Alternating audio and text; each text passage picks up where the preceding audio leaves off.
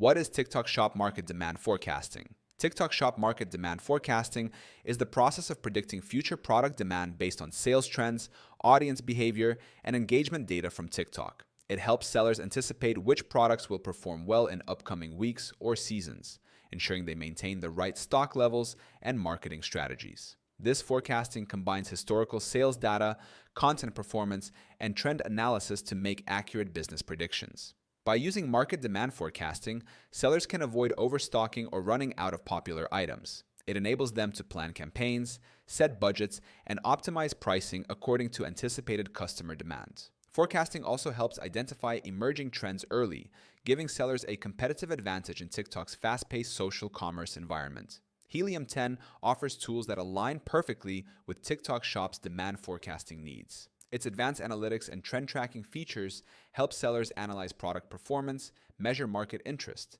and make data-driven decisions. Many top TikTok and Amazon sellers use Helium 10 to forecast demand accurately and plan their inventory with confidence. You can start using Helium 10 for free right now by clicking the link in our description. It gives you instant access to demand forecasting, product research, and optimization tools that help you plan smarter and grow your TikTok shop with precision and confidence.